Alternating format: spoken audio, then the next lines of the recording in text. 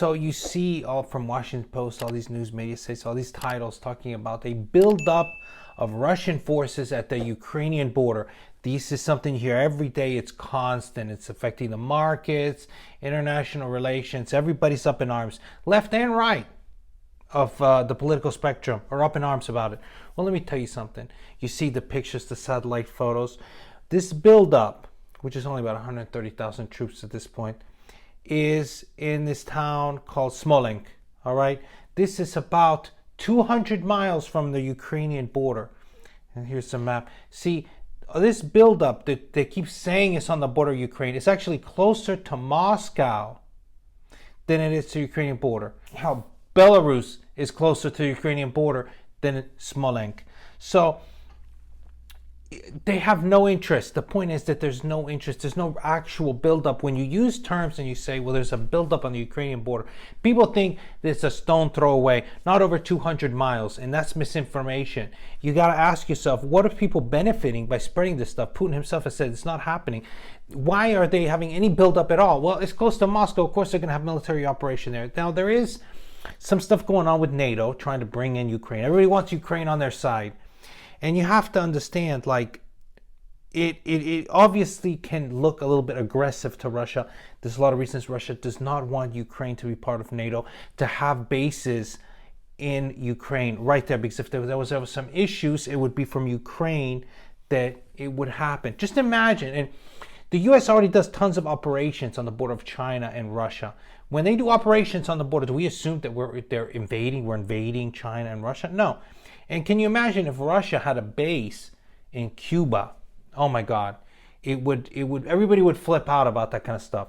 Having military operations 200 miles from the border of any place does not mean anything. You know, the United States, one of the things that frustrates me is that we live kind of in a bubble and we don't judge, harshly enough the actions of the United States when it comes to international relations.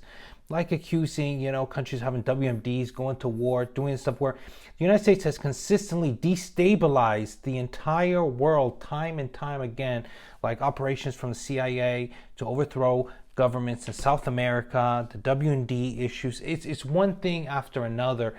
You look at these refugees from the Middle East that are coming into Europe. Why do you think that's happening? It's happening because of the war that the U.S. started. But, history is written by the victors, so we're not sitting here judging the U.S.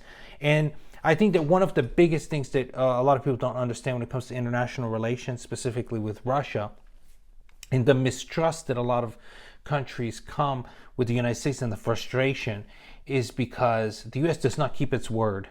It will tell you something today and it will renege a few years later. Why? Because there's a constant shift in administration. So there's no consistency with the promises that we make, especially since Trump came in office. He reneges on all kind of pacts. So now nobody trusts the U.S. anymore. But this has been something that on one level or another has been happening forever. Okay? And one thing with the Russians, if they tell you they're going to do something, they keep their word. They do it till the end. Now, I'm not trying to be some sort of Russian sympathizer or anything like that, but you have to look critically at this kind of stuff. And it's very frustrating. Now, I really, you should dig in when you see this news, but I just wanted to make a quick video to talk about it because I see constant this buildup on the border. It's not on the border. It's not on the border. This invasion, and a lot of people believe it's happening. It's not happening. The Ukraine is a very large country with a fairly well-armed population. It would be a suicide mission. It's not something that could happen.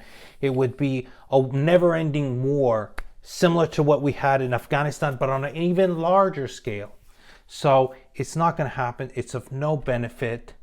This is it's a game of chess. It's a game of chess, but there's no real true buildup on the actual border in the first place. So don't believe the misinformation. Think critically. These are smoke screens. They're smoke screens, so don't get carried away. Anyway, I'm going to talk a little bit more about Russia and hopefully have on a friend that has a lot of experience traveling and living over there. It's not that bad over there. Actually, they have a 12% flat tax rate in Russia. And, I want to look critically at the positive and downsides of every place. Like I said, we live in a fucking bubble over here sometimes, so we just see what's on the news and we don't think critically. You know, I try to talk to actual Russians and get information from people in Ukraine and really get an idea what the hell is going on with this kind of stuff. But, you know, so I'm going to follow up the story if it needs following up on. But, you know, don't believe everything you read. Thank you guys for tuning in. As always, buy red and sell green.